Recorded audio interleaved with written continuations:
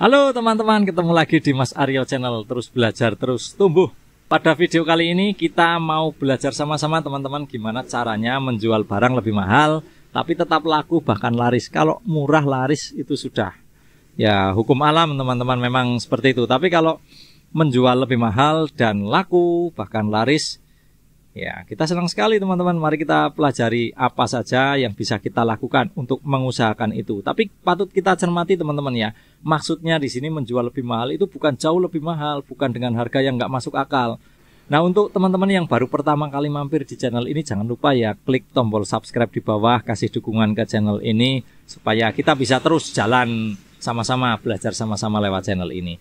Tombol loncengnya jangan lupa dinyalakan juga. Terus komentarnya diisi juga teman-teman. Punya pertanyaan, kritik, saran, apapun masukan, tulis saja di situ, nanti pasti saya balas satu-satu.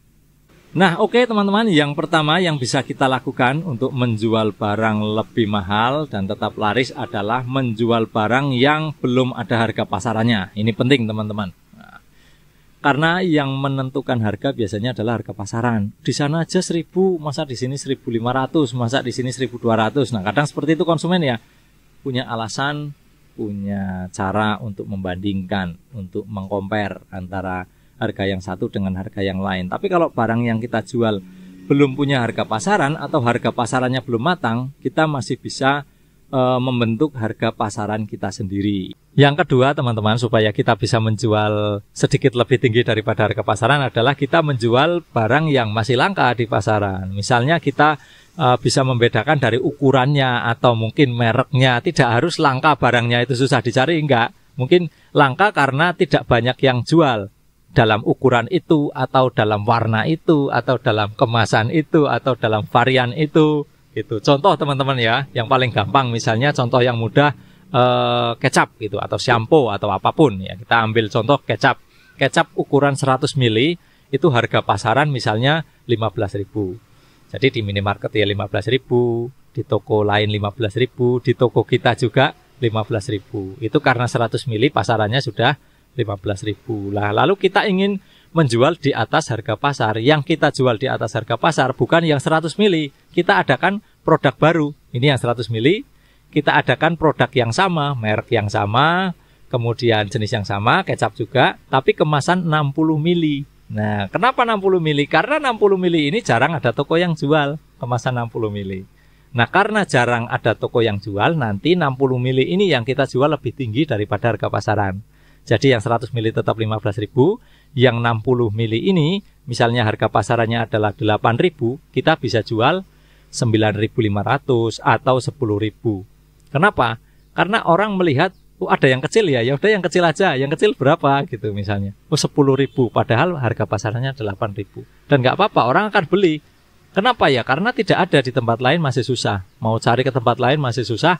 Akhirnya mereka cocok dengan kemasan segitu dan mereka akan membeli di tempat kita. Padahal kita menjual dengan harga yang lebih tinggi daripada harga pasaran.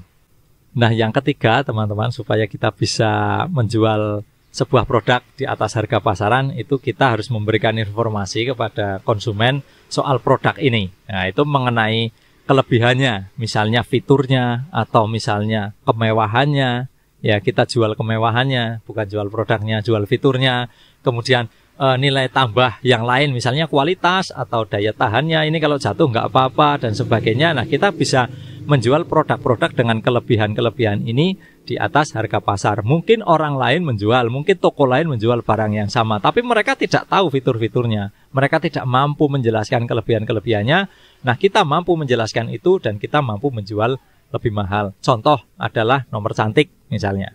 Nah, kenapa nomor cantik lebih mahal? Padahal nomor itu keluar dari provider, harganya sama, tidak ada pembeda. Tetapi sampai di counter pulsa bisa dijual lebih mahal. Kenapa ya? Karena ada keistimewaannya, ada kemewahan kalau nomornya cantik, seperti itu. Atau misalnya contoh fitur kekuatan atau daya tahan. Ntar saya ambilin contohnya nih. Nah, ini kemarin saya habis ngalamin sendiri. Saya membeli barcode scanner ini bukan iklan ya. Saya nggak sebutin mereknya.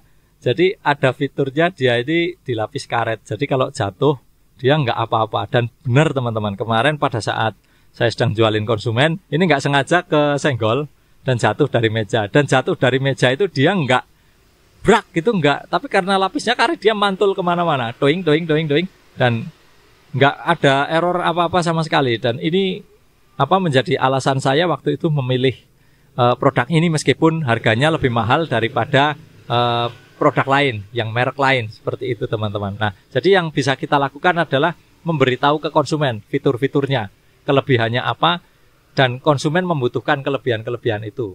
Kemudian yang keempat teman-teman, supaya kita bisa jual lebih mahal adalah kita memberikan bonus pembelian tentu saja. Misalnya beli cat merek A gratis kuas, kalau merek lain nggak gratis kuas. Nah, padahal cat merek A ini harganya lebih mahal, seperti itu. Jadi orang memilih, oh iya ya, ini dapat kuasnya sekalian, ya udah yang ada kuasnya sekalian, seperti itu. Misalnya beli kopi gratis gelasnya, itu kan ada satu paket ya yang isi 6 atau isi berapa itu ada gelasnya. Jadi orang lebih memilih, oh ya udah sekalian ini yang udah ada gelasnya lucu-lucu juga, kita bisa pilih warna-warnanya gitu. Itu juga menarik orang untuk membeli meskipun membayar sedikit lebih mahal. Yang kelima teman-teman, berikan garansi. Ya, di saat toko-toko lain maunya jual terus lepas, kita mampu memberikan garansi, orang akan membayar kita lebih daripada toko lain. Contohnya adalah yang paling mudah kalau kita beli HP ya, misalnya di counter HP A dan counter HP B. Misalnya counter HP A selisih 100.000 lebih mahal, HP yang sama, tipe yang sama, merek yang sama. Loh, kenapa kok di sana harganya 1 juta kok di sini 1.100.000? Kalau di sini nanti kalau ada kerusakan nggak usah klaim garansi yang pabrik, langsung kami ganti baru. Ini garansi dari tokonya. Langsung dibuka di situ, dicek kalau ada kekurangan, ada kesalahan, ada error, ada yang rusak. Misalnya bahkan diberi waktu seminggu, langsung bawa sini aja, notanya bawa, kita ganti yang baru tanpa ribet klaim dan sebagainya. Nah, itu orang akan berpikir gitu ya, oh ya lebih baik saya bayar lebih mahal 100.000, seolah-olah seperti asuransi gitu ya. Tapi nanti kalau ada kerusakan akan jauh lebih mudah untuk proses penggantiannya, akan lebih aman buat saya. Nah teman-teman, demikianlah video kita kali ini. Jika ada pertanyaan atau kritik dan saran, bisa langsung ditulis di kolom komentar. Nanti akan saya jawab satu persatu. Semoga bermanfaat dan sampai jumpa di video berikutnya.